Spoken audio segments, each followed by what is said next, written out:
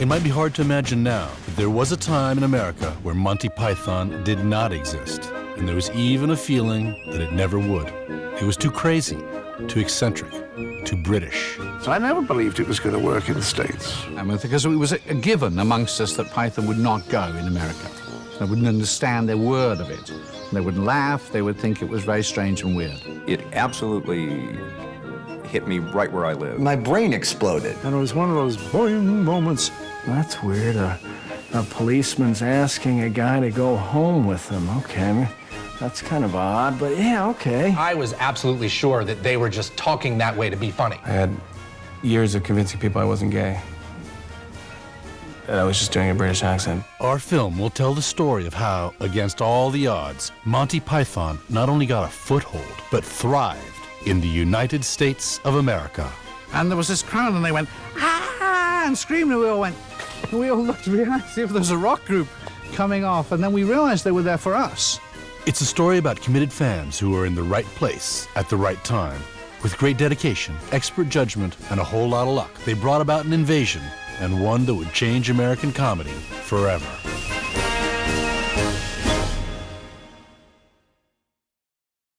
Our story starts in London, 1970. Monty Python's Flying Circus was blazing a trail across England, Scotland, and parts of Wales, but the idea that it would ever do the same across the Atlantic was, to put it mildly, a long shot. But a handful of the most ardent fans were Americans living in London, and one in particular was in a position to get involved. Victor Lowndes was Hugh Hefner's business partner and was running the Playboy organization in London. It was Victor who made the first move. I thought the Monty Python series was just hilarious. One of my club officials, the Playboy Club, told me that he knew John Cleese. And I said, well, that's great. Why don't you ask him if he'd like to have lunch here at the club? Well, I'd never met Victor before, and I'd never been to the Playboy Club. So I went in and had a very, very nice lunch with him, and he said he thought it was terrific. He thought it was a very funny show. But he said, you realize it will never be on American television? We said, of course we realize it. And he told me that people had discussed this in the past, and they had said, no, this was strictly British sense of humor, that Americans wouldn't get it. And I said, well, I am an American, and I definitely get it. He said there's 2,000 college campuses with cinemas. If we could make, pretty cheaply, a little film of the best material, and we can get it into 2,000 college cinemas, we can all make a little bit of money, and it will get to its audience in America. A party was thrown at the Playboy Club to celebrate the deal. Victor would put up £100,000 of his own money to finance the making of, and now for something completely different. I had a lot of money inside, right? We went along to the Playboy Club to sort of launch this idea. We were all a little bit bewildered by how this fitted in, but he was going to give us the money, that was fine. The film was completed and found an American distributor in Columbia Pictures. Columbia Pictures was rather reluctant to distribute it in America. It was our first bout with a studio, Columbia Pictures, who didn't like or understand the twit of the year. And they actually said to us that if you don't get rid of that sketch, we can't guarantee the success of the movie. The twits of the year stayed, but for whatever reason, Columbia decided to shelve the picture's release. The Python's first attack on American culture was stuck in the blocks. But someone else in a position to spread the word was Tony Stratton Smith, head of Charisma Records. Tony Stratton Smith, who was another very, very important person in the early history of Python, wonderful sort of character, liked horse racing and all that sort of thing, The Good Life, and he got Genesis and Lindisfarne and bands like that together and invented Charisma Records. Comedy records were becoming big business, and Strat was keen that the Pythons record an LP for Charisma. Unlike the BBC, he was up for anything, to call it. The first album we did, I think, was entirely, the cover was a classical music album, all crossed out. The lovely sort of, nice sort of paintings on the front cover and all that, just all crossed out. And another Python record put on. Morning. Morning. What you got then? Egg and spam. Egg, bacon and spam. Egg, bacon, sausage and spam. Spam, bacon, sausage and spam. Spam, egg, spam, bacon and spam. Spam, egg and spam. Have you got anything without spam in it? Well, spam, egg, sausage sausage and spam. There's not got much spam in it. The album was a success in Britain, but Charisma wanted an American distributor to sell their albums over there, especially bands like Genesis and Lindisfarne. So it was that Strat turned up at the Buddha Records office in New York with a stack of Charisma LPs. He brought into my office and plopped on my desk a huge stack of Charisma product. And at the very bottom of this stack, I saw 2 Monty Python albums. He said, oh yeah, they've done very well in England. He said, I can't imagine they'd ever go out here.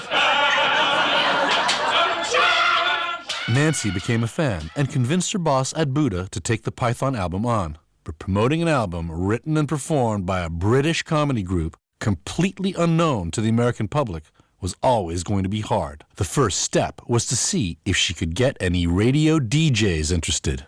This was the dawn of underground radio, so-called, progressive radio in the United States. A handful of stations around the country, manned by hippies for the most part, were playing whatever the hell they wanted to. Station by station, word about another Monty Python record was spreading. We started playing it on the radio, and it was something that myself and my fellow hipsters were buzzing about and talking about, and people loved it, and they flipped out. They didn't know where it came from, they didn't know what it was about, and it was British accents, and they could figure out what they were talking about, but it was unlike anything people had ever heard. The message was starting to get out, but only to a very select few. I think it said Beethoven Symphony No. 2, tenor soloist Julius Patzak. And I immediately fell in love with it because, of course, there's no tenor solo in Beethoven Symphony No. 2. And we put it on the second side, and it was the death of Mary, Queen of Scots. You're listening to Mary, the death of Mary, Queen of Scots, and these guys are beating up on an old lady. For about 5 minutes, they beat the crap out of her for 3 weeks, I think. It goes, continue, and there's no dialogue, just a walloping. I mean, that is so brilliantly funny. The men sitting around the table all thought it was hilarious. The women looked at us as if to say, you find this funny? First of all, when I first heard it, I thought it was a person. So when I was listening to the record, I thought Monty Python was a guy, and, you know, I don't know, he has a lot of voices. I said, boy, but I don't understand these things. You would sort of turn your friends onto it in the same way you would pass around a tape of your favorite music, and that's how it caught on. So anyone who found out about it felt they were being pulled into something that nobody else knew, and that it was your own thing. It was like a primitive version of the internet in those days, of people giving each other records, you know, and this stuff would be handed around like a sort of new drug, and then someone else would inveigle someone else, and they say, oh, try this, you know. I don't think it sold very well. I don't think any of them ever sold very well. Then Nancy heard about the Pythons film, and now for something completely different, languishing on the shelf at Columbia Pictures. We knew about this movie, and we thought, a visual aid.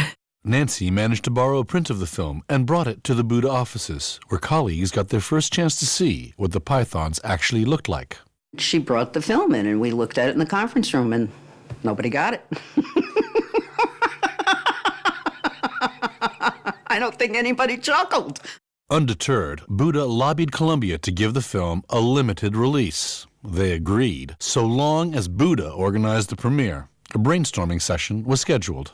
It was a Saturday. So we're all going to get together, have some booze, smoke some reefer, and let's get creative. We decided that the best thing to do to introduce America to Monty Python was to make a very big deal of the premiere. It was basically all we had to work with. And so we had this strange little premiere that we arranged. What we finally came up with were that all of us were just going to dress up. We were all terribly naive, terribly enthusiastic.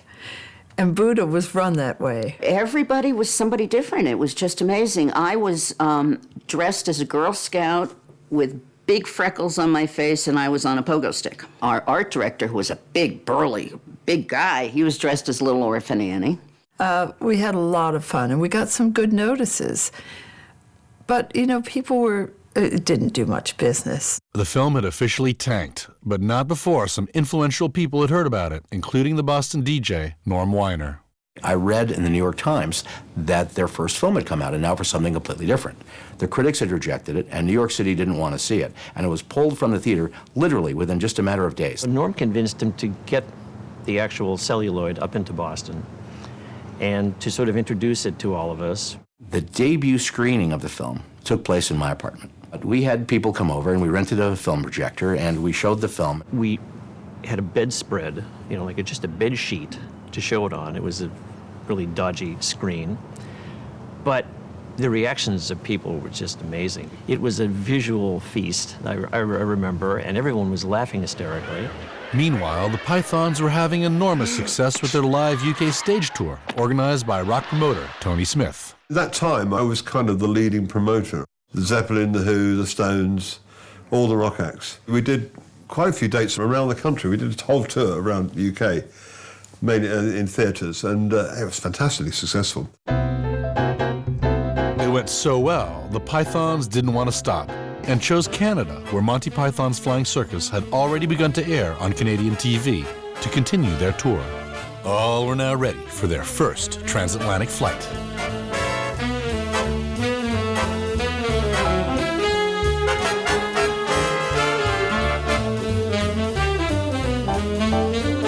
And I think we'd been drinking for about 6 or 7 hours. And we were being pretty silly on the plane to begin with, getting ourselves in the mood, you know.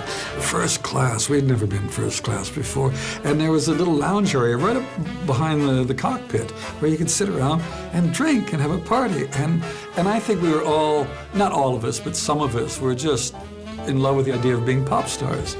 Terry particularly was in very wild form. God, he just was falling about. I remember on the carousel at the airport, he was lying on the carousel going round. We arrived at Toronto Airport, and there were fans there. And there was this crowd, and they went, ah, and screamed, and we all looked behind to see if there was a rock group coming off, and then we realized they were there for us. The Pythons were up for anything. Well, almost anything. They drew the line when Canadian Broadcasting delivered their big promotional idea. But we did stop at one thing. They wanted to take us into Toronto in a cage, and we said no. The tour also provided the first opportunity for Nancy to meet the Pythons face to face. I flew up to Canada, and as I met them all, and it was lovely, and they said, oh, how nice we hear you've been doing all these wonderful things for us in New York. That's great. But I have to tell you, we've decided we're never working together again. I thought, oh, you know, I was just about to insert knife. The interest was there, the bookings were good, even though Tony Smith, who was managing the tour, had a less than well-developed knowledge of Canada. Really the blind leading the blind, but, you know, you can be very convincing. Hey, this way, follow me, this is what we're doing. And they did. I'd really just looked at the map and sort of chosen my cities. It was a bit sort of dartboardish, really. I mean, it was really, that'll do. The tour crisscrossed the country, and audiences weren't just big, they were committed. And they were so crazy, in Winnipeg, the entire front row was dressed like a caterpillar. The curtain goes up, you see the front row, you're not going to lose that show. There's no chance this one's going down. We sold out even in places like, because French Canada, we weren't quite sure how that was going to be. But even in Montreal, it was really good. I mean, great audiences. Everywhere they went, they were greeted as heroes, heartwarming to most, apart from John Cleese. He would get very annoyed when he'd come on stage and they'd laugh and applaud. And he'd say, I haven't said anything funny yet. He'd get very testy with them. Come on, you know. And I got to the stage door and opened it. There's 200 people out there. Oh, John Cleese, John Cleese, John Cleese, you see. And I said, I'm not John, I'm his brother Colin. He's just coming. And to my utter amazement, they parted and let me walk through. He didn't like being silly, and of course the silly walk was fine on stage. But as the years went on and he was asked by fans to do his silly walk, well, you can imagine what sort of reaction they got. The Pythons thoroughly enjoyed themselves on the road. It was comedy rock and roll, but polite rock and roll. It was very refreshing, actually. I didn't have to get any hotel rooms repaired. I had 1 or 2 libraries we had to redecorate now. But other than that, no, it was great. It was no groupies. We never really got any groupies. Unfortunately, comedy groupies are not the kind of people you'd want to go to bed with. But if there was one python who embodied the rock and roll ethos more than any other, it was Graham Chapman. I was staggered with Graham Chapman's genuine lunacy. In the prairie city of Regina, bookings were less good, but for Graham, it did have one particular thing going for it. Graham had this sort of book of a gay guide to Canada. And Regina is the headquarters of the Canadian Mounted Police. It's where they do all their training. So it was Graham's mission to pull a Mountie. And he did. Graham always gets his man. As the tour of Canada drew to its close, Nancy tried to convince the Pythons to extend their stay and cross into America. But not being slaves to ambition, her pleas fell on partially deaf ears. They didn't have huge ambitions for it. And it was wonderful. It was such a refreshing change, and it made it even more fun to work for them and on their behalf. Nancy was so insistent that now was the time. She could get us on The Tonight Show, the West Coast, the biggest show in America, watched by 90 million people. This was a big break. Please do it. And Nancy's so lovely, I couldn't say no to her. So in the end, I said, all right, I'll go. I believe John didn't come at all. And then all the others went on to L.A., and it's funny, I just wanted to get out of there. I had no interest in America, no interest in L.A. It struck me as a completely boring town. He always seemed to miss the fun things.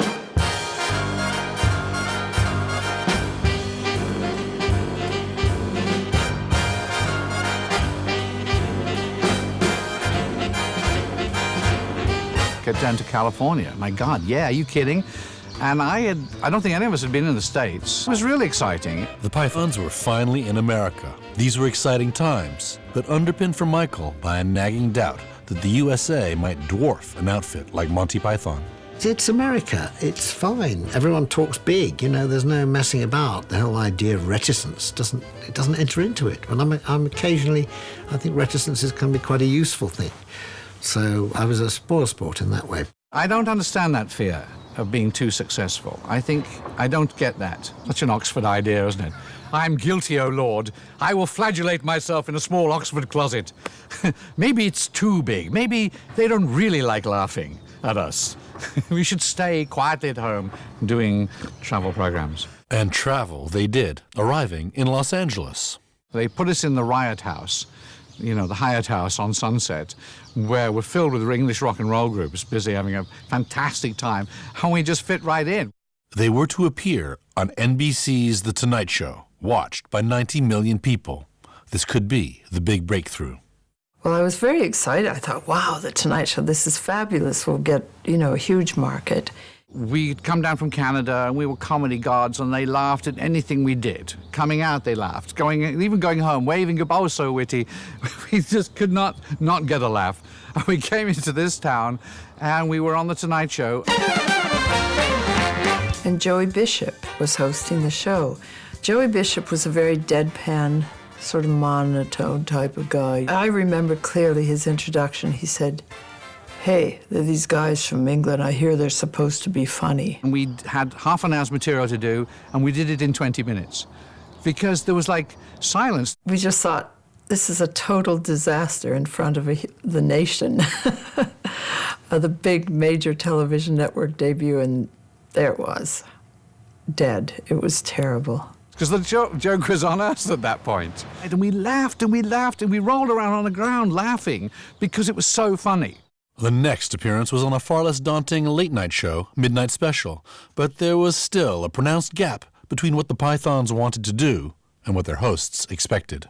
They were wanting us to do certain wacky things to fit in with their format, and they couldn't quite understand what we were on about. With our heroes safely back home, Nancy's next challenge was to find a way to bring Monty Python's Flying Circus to the television screens of America. The BBC distributed their shows through Time Life Films in New York, and Monty Python's Flying Circus was one of several British shows they had for sale. But as Nancy found out when she spoke to their representative, their sales technique was, to put it mildly, subtle. He told me, he said, British comedy is not going to work in America. It's a totally different thing. In the early 1970s, American TV was almost completely driven by the major networks, but they took few risks, especially when it came to comedy. Primetime comedy on American commercial television, to my mind, was pretty infantile. Pretty much they would explain the joke, then do the joke, and then explain what you'd just seen. By and large, they were sitcoms, joke, boom, ha ha ha ha ha ha ha, and not great. Television was very straight-laced. For Nancy, the only TV network that should and could show Monty Python's Flying Circus was PBS, the public broadcasting service, financed by public donations. There are almost 1,000 local PBS stations across America, each owned by their local communities, but able to exist entirely independently of one another. They are, as one might say, autonomous collectives. Time Life Films reluctantly agreed, too, that PBS might be the only place for Monty Python and began to make some calls, in particular to KERA, the PBS station in Dallas, Texas. I got a call from a gentleman in New York, and he said, listen, he said, I have a favor I'd like to ask. Well, we have this series, and we've been having real problems with it. We can't sell it. And he said, I'm just telling you flat out, we can't sell it. I said, yeah, so you're calling me? He said, well, you like British stuff, and I just thought I'd take a shot with you because BBC has told us that unless we can move this thing, they want to burn it. I said, well, what is it? It's Monty Python's Flying Circus. And I said, oh, Jesus, when? We can't sell a circus. I said, people don't watch circus programming on television.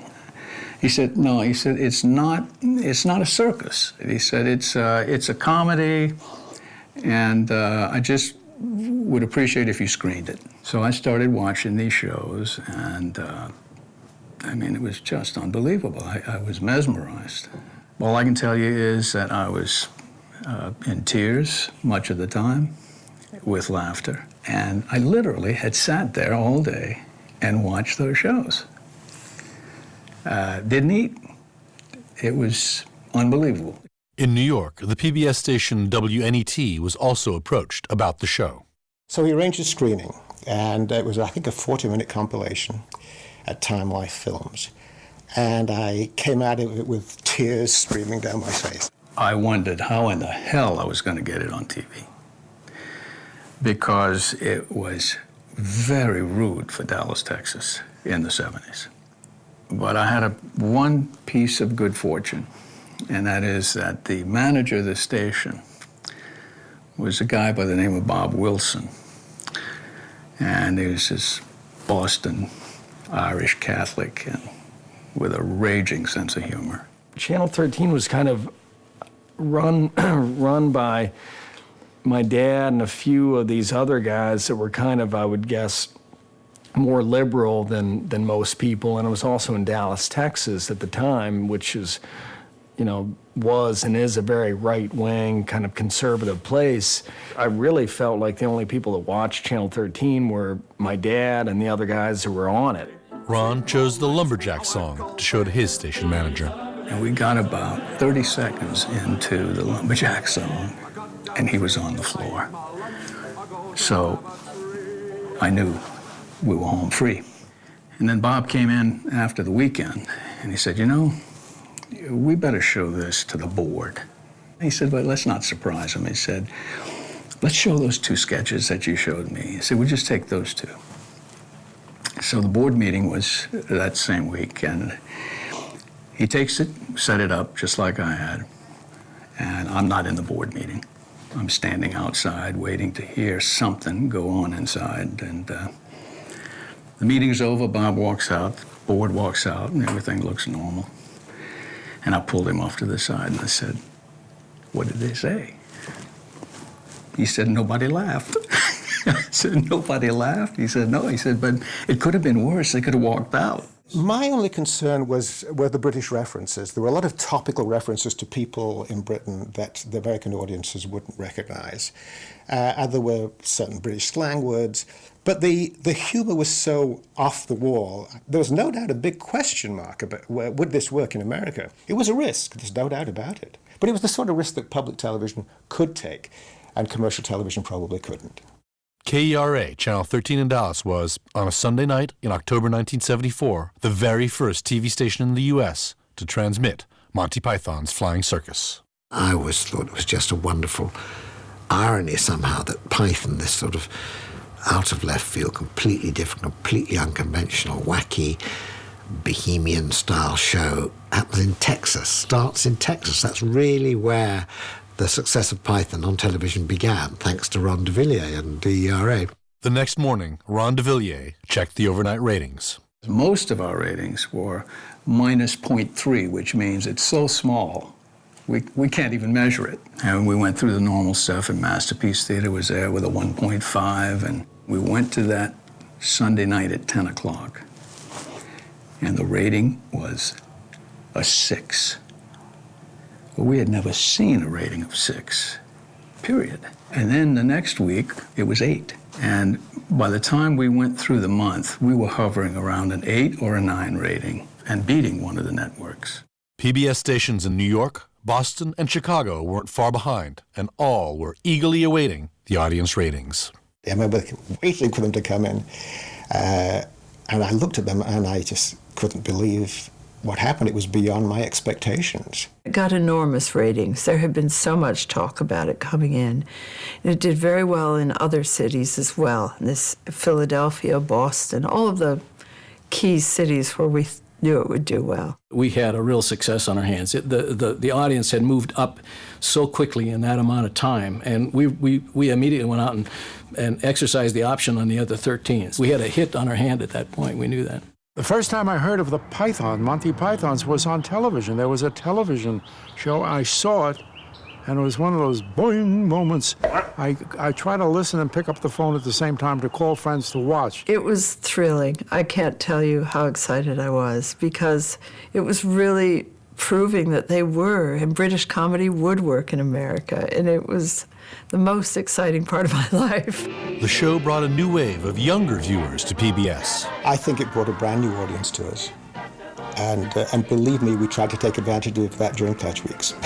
We heard a lot of kids were concerned that their parents would find out that on Sunday night at 10 o'clock they were watching Monty Python's Flying Circus. So I went out there just wanting to talk about it, but there was, I didn't know who the fans were. So I started spreading the word. Hey, you should watch this thing next Sunday night. I sent memos immediately to everyone telling about the overnight ratings and how successful they've been. We thought, well, that's lovely. It's another PBS station. But my recollection is that money-wise, from the point of view of television, we used to get, I believe, 1/4% of the original fee every time a show went out. So if they put the whole show out, you could probably buy a hamburger on that. No, we didn't make much money, but we were very pleased it was going on PBS because there were no adverts in it. But we knew they were fairly small scale, and we knew that PBS was dotted around the States, and it wasn't a sort of national channel. So it didn't seem to be that it was exactly sort of spreading across America like wildfire. In New York and Boston, Monty Python was becoming a cultural phenomenon. It was the thing to talk about and write about. There was an immediate buzz about it, yeah. And most of the people I knew and people who sort of follow cutting-edge cultural developments knew about it immediately, and it became instantly mesmerizing. It took a little while to catch on, but it exploded in our group. Dealing with gay relations, with same-sex issues. That was something, and transvestites and cross-dressing and things. That was something that was absolutely unseen on American television. It had snob appeal because it was English. Because one of the funny sketches was the all-English Proust recitation contest. Again, that's zany. It's hilarious. But you can't necessarily put that on regular TV. It flattered us. When we got Python, we thought, well, hey, maybe we're not so stupid after all. And the fan mail began to come in, and people saying, wow, you're crazy guys. You're wild, crazy guys. We love your stuff. Most of the reaction was positive about the show, but airing Monty Python's Flying Circus was not without risk. Did people really have concerns about it? My God, yes. There were stations that wouldn't touch it. It was just too inflammatory. 1975 would prove to be the year the Pythons blossomed in America. With albums, the TV show, and even the books, they were now spreading through the country like a virus. Everything was finally coming together, and it was all tying in, and it was very exciting. I think even Cleese got caught up just a little bit. It was time for our heroes to put in an appearance in person. Time for a promotional tour.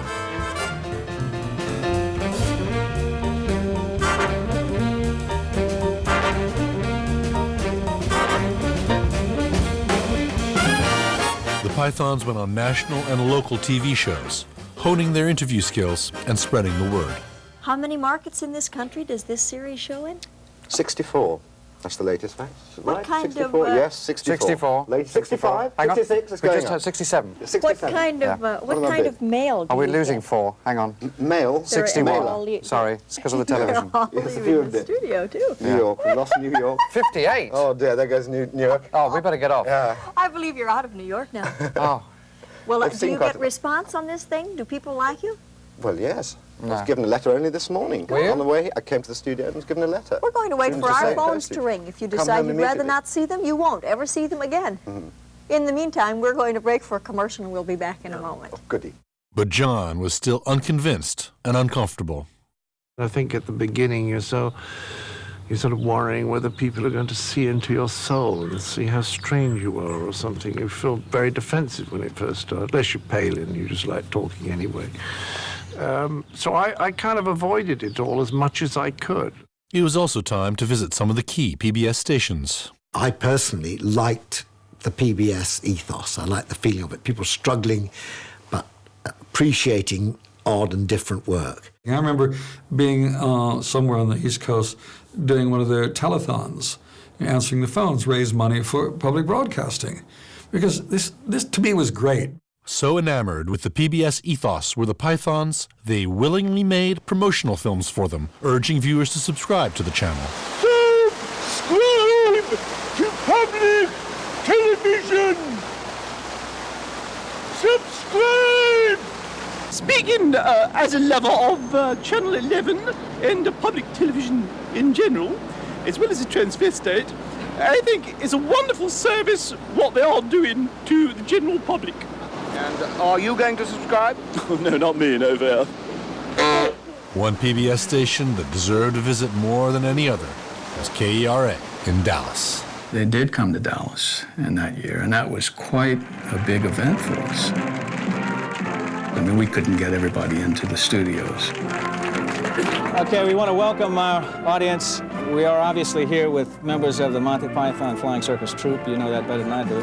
I'll introduce them to you, though they don't really need an introduction. Maybe the names. Michael Palin. Seated next to him is Terry Jones, Terry Gilliam, and Graham Chapman. Tonight, we didn't want to obviously put anybody on the spot, but we did. We didn't know this many people were going to show up, actually. And that maybe some folks who are here would like to ask some questions of you, the audience. We were on air with them, pledging, actually calling and asking for pledges. Some of you have seen it. And somebody gave him their favorite Texas bird, the armadillo, and he carried that around with him. Well, we can still hear you with the phone calls in the background, but have we got somebody out there who'd like to ask a question? Who in the BBC you convinced to let you on the air the first time? Because as I read, you had a lot of problems and stuff.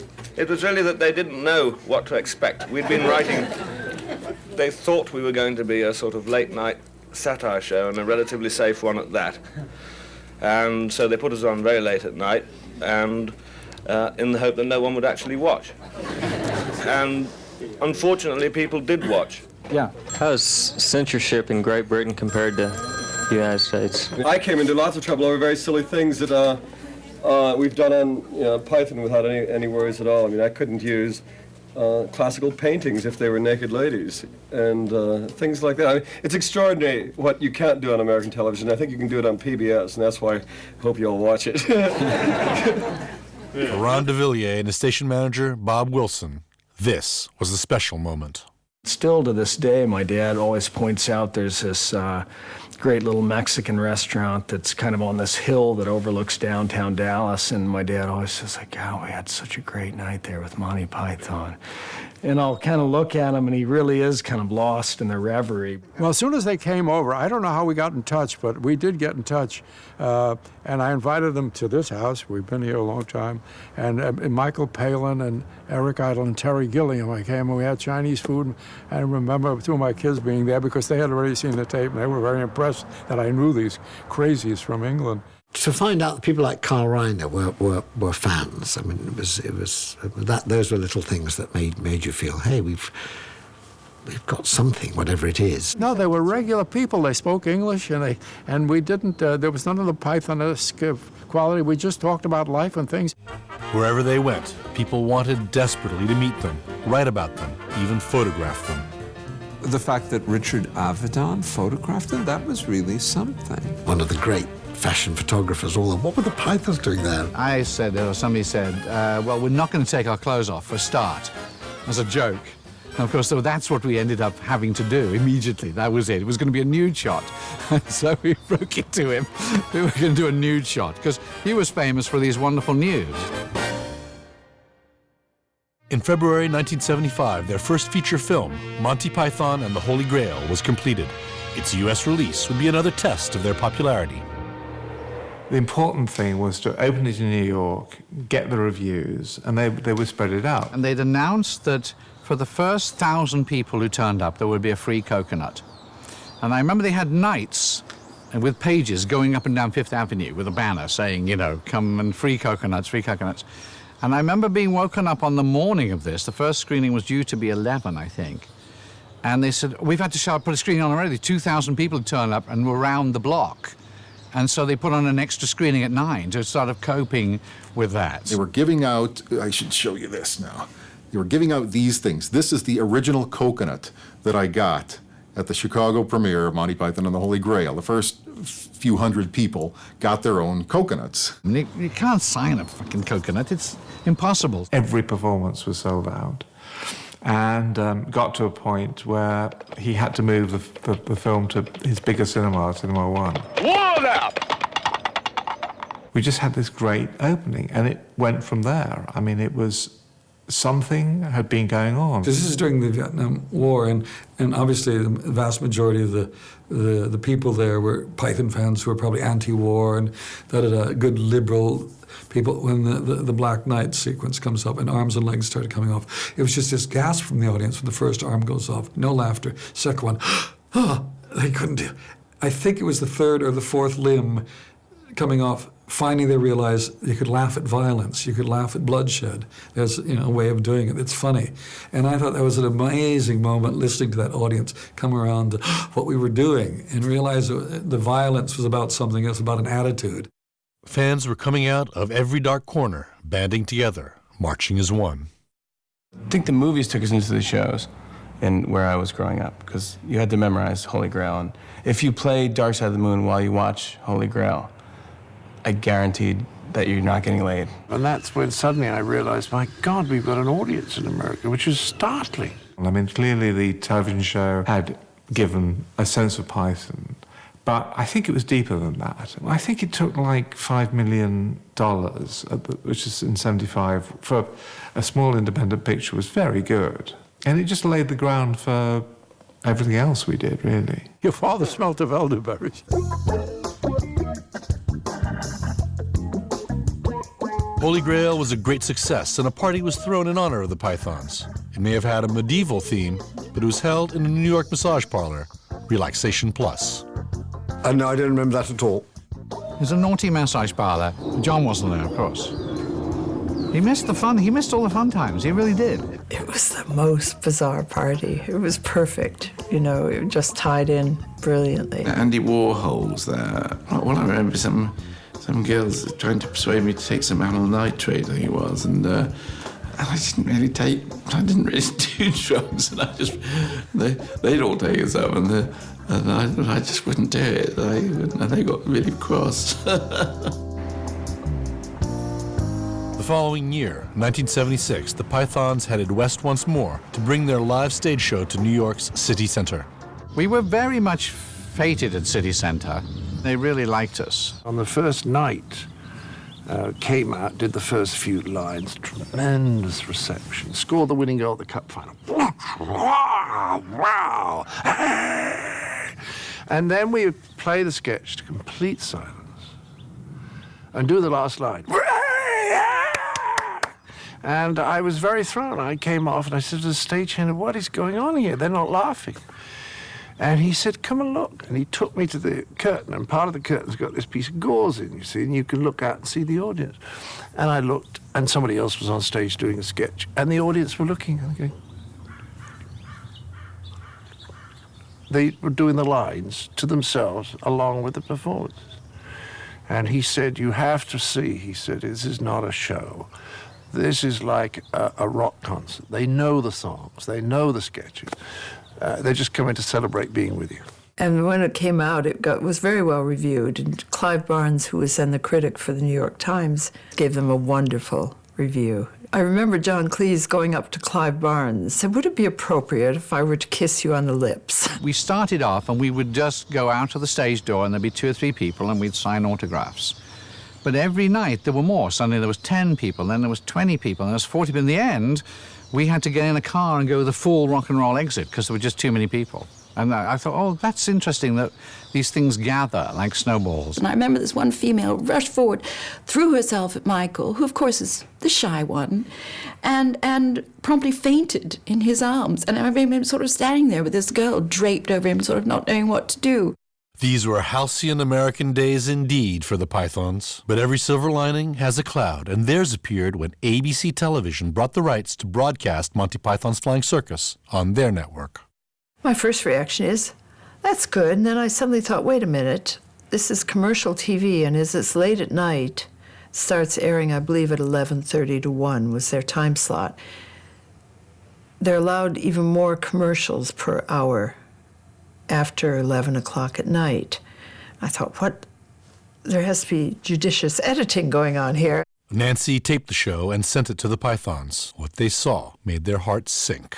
We had a look and were really appalled by what we saw. You know, the gaps for the commercials, the breaks, the bits of the programs that had been taken out. The Bowdlerization was just grotesque. I mean, they would literally remove certain lines from the middle of a sketch, and there'd be this huge laughter when nothing was funny. Listen to me, when you're king of, go around all day remembering your number. All right, do you want to argue about numbers? No. Right, well, let's get hold of these plans for the Royal Archives. We've got to get back to Paris. I mean, even with my animation, it got really silly. I had the Montgolfier brothers taking a bath, and there was these figures from Muybridge, naked guys, but they all had a black thing there, and you couldn't say, and they washed their arms, their legs, and their naughty bits. Joseph Michael Montgolfier went on to scrub his torso, his legs, and his bits. This is 11:30 at night television. And we worked out that in one 90-minute special that ABC were going to put out, 22 minutes of Python material had been removed. And that seemed to be ridiculous. They were very, very upset. I think I was more cynical. I'm thinking, well, what did you expect? It's American television. I take it too personally. I was ready to punch the people from ABC. We were appalled by it, and that's why we decided to try and stop them putting out the second show, because at least it would tell our fans that, it isn't that, this isn't our show. In a legal attempt to stop ABC from airing the shows, Michael and Terry Gilliam flew to New York to represent the Pythons in court. I think it's the first time in history anybody's tried to prevent themselves being on television. I knew that I wanted to cover that trial. I knew this trial was going to be very, very tasty indeed, and I was not disappointed. Looking back on it now, it seems a farce, really, but at the time it was quite nerve-wracking. The presiding judge was Morris Lasker. I had been a Monty Python watcher before the case originated. I did think it was zany, and that tickled me. First, Judge Morris Lasker, his clerk, 2 members of the Monty Python team, ABC and their legal representatives, watched the original Flying Circus and then the ABC edited version. It's like a Python routine. There's this sort of extremely straight-faced recounting of things that are absolutely preposterous, with no hint that the speaker has any idea that he's saying anything funny. Then, Michael and Terry Gilliam got their chance to plead their case. I was so outraged, and I think, both of us, I was impressed by both of us. Mike and I were both really good in the witness box because we were coherent, we were intelligent, we were clear, we were arguing for the right of an artist to have control of his or her work. Nothing more than that. I would say that their presentation was intense, indicating that they were intensely concerned about the quality of the product as they saw it, and upset that the product had been diluted. Judge Lasker ruled that the Python's work had been damaged and that ABC had no right to make any alterations. Then he pivoted and in a more legalistic, less affectionate way, recognized that ABC had acted pretty much in good faith. They had no idea they were dealing with a bunch of integrity-crazed clowns. About a month later, the lawyer was going through the contracts, and there was a clause that I dreamt up when we first did the shows in '69. And I said we should put a clause in saying that they can't re-edit the shows once they've been transmitted. We had them over a barrel. In a negotiated settlement, the BBC agreed to give to the Pythons its worldwide rights to all 45 shows of Monty Python's Flying Circus. On PBS, Monty Python's Flying Circus had become a mainstay of their programming, attracting new viewers year upon year. I grew up in upstate New York, in a small town, and I was 16 years old, and I had come home from practicing the organ. I used to play the organ, and I would go to my church. I had the key to the church, and I would go and play at night. And I got home, it had to be about 11 o'clock at night, I think. And I, for some reason, turned on the television and was flipping channels and hit the PBS station. And I still remember it was the dull life of a chartered public accountant. And I remember I turned it on at the point where he walked into the tobacconist, and the woman behind the counter was completely topless. And I was 16, and I thought, this is the best thing I've ever seen in my life, or two of the best things I'd ever seen in my life. Mom and Dad would have been asleep by that point, so they had no idea what was going on. And I don't think I could have explained it to them. On PBS in New York, this very strange English show came on, a lot of men dressed as women and animation, and I was 10 or 11 years old just thinking, what is this? This I need to watch. And I would go downstairs to my room, and it was almost like watching, like the way you should be watching porno or something. Like you should be watching something actually dirty. I would watch Monty Python, and I know I laughed a lot, but I think it was as much like just I was completely intrigued by something that was foreign. And I just was completely smitten, and then I just and of course my friends at school the same way. We just once everyone had discovered it, we became insane about it. And I would go to school the next day, and during recess I would kind of hold court and I would reenact some stuff that I had seen. And it was sort of like my first thing into comedy was like reenacting everything, but of course I would do the silly voice, and then, you know, it wasn't until later that I realized it was an actual accent. I had years of convincing people I wasn't gay. And I was just doing a British accent. There was a subculture of us who saw and got Monty Python. I don't think I could ever describe us as the cool guys under any circumstances, but we may have thought we were, but no one in their right mind would have described us that way. I wouldn't say that we were the cool kid, we were more the dorks. Yeah, cool. Yeah, cool. We were the Python dorks. Nerds. Not to say that only geeks enjoy Monty Python, but certainly they do. I remember at that age that adults could be that silly was tremendously comforting. I think what I was responding to was that, first of all, how well acted and well written this stuff was, all in the name of being completely absurd. My brain exploded. That's what's so great about it. Part of that, not playing the comedy of it, it's a gesture of great respect to an audience, because it says, we trust that you're smart enough that you're going to get this, either now or eventually, and that you'll laugh, and we don't have to tell you to laugh. We're just going to go about our business. They'll do that joke that they know only 20% of the audience is going to get. So you know 80% is not going to be with you, but you know that 20% is going to follow you to the grave. They are intellectual, and they are incredibly bright, and but they never made you feel stupid, because they wouldn't flaunt their, brain power. It was, obvious in some of those sketches, but they were much more concerned with making us laugh than making us feel dumb. When you're watching it, it just feels like complete chaos and reckless abandon and no regard for, time, place, physics, or the rules of comedy. Kiss me, honey! But be the most precise rigidity of organizing principles. I still don't know if America's ready for that type of fast, let's go to the next day. It was almost like you guys had ADD before it existed. Britain is silly and also literately silly, and that makes it doubly funny. When very elegant people are silly, it's much funnier than when goofballs are silly.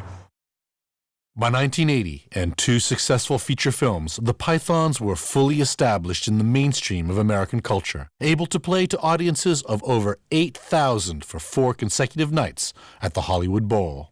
The Hollywood Bowl was mainstream. We'd been accepted. 3 or 4 nights at the Bowl with 8,000 people. I mean, it was just nuts, and they were just there to have a good time, and and we had a good time with them. That was like a concert. I understood the rock concert thing then, and I enjoyed every minute of it, and had a wonderful time. The people were screaming. It was a triumph. Sit on my face and tell me that you love me. It was kind of a party. It was a bit of a party. Everybody you sit in little boxes in the so everybody had their picnics out and everything like that, and they were smoking there.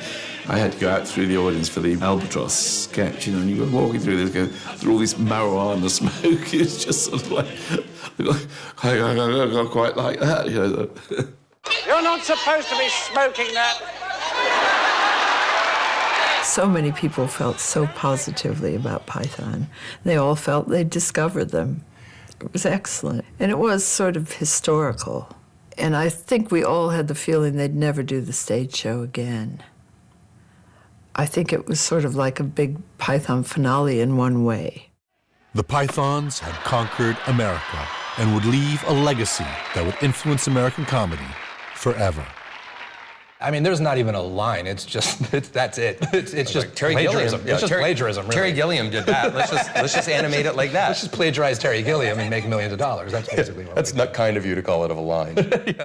I think Saturday Night Live definitely was influenced by Monty Python. I mean, you could see just the small cast doing different characters. I mean, wasn't as much cross-dressing. I always thought it was great that they wrote, directed, and produced these movies and starred in them. That seemed to be a very special thing that you never saw. I mean, you wouldn't see a movie and the people in it wrote it and directed it. And so that idea that this group had this vision, to me, was always very exciting. And, in my work, as much as I can, I've tried to, hire actors who can write or who can improvise, because, you see people, like the people in Monty Python, and, their comedic voices are so strong. We always kind of considered South Park kind of a British show a little bit, because we're obviously so influenced by it. There's certain jokes you're like, that's right out of British comedy. If you want to discover the influence of the Python, say in American television, then you should look at anything I've ever done. Because it works both ways. It's not that I stole from them exactly, but not only was I profoundly influenced by their style, their humor, before I was ever even thinking I would be an actor, but also the fact that I identified with what they did meant that they touched a chord in me, that there was something about how they do what they do that was innately how I as a performer was ultimately going to approach performing. And they may have also influenced other people, but I don't care. The Simpsons is completely based on that. In fact, our structure is to spend the first third of the show setting something up that we're never going to pay off and then just jump into something else random. That couldn't exist unless the Pythons did it first. Polly, nice cuttlefish, Polly. Oh, I don't know what I'm doing. I'm going to be 44 soon, and I've not given up being a silly moron about half the time. And I think a lot of that boy, I didn't even think about this, is because the Python sent that message to me as a child that it doesn't matter how old you are, you can, in fact, become a bigger, more skilled baby at doing what you're doing. And if you're good enough at it, people will even pay you to do it. Comedy should not be polite. It helps us stop taking ourselves so seriously. In a way, the Beatles changed music in America. Monty Python changed comedy forever.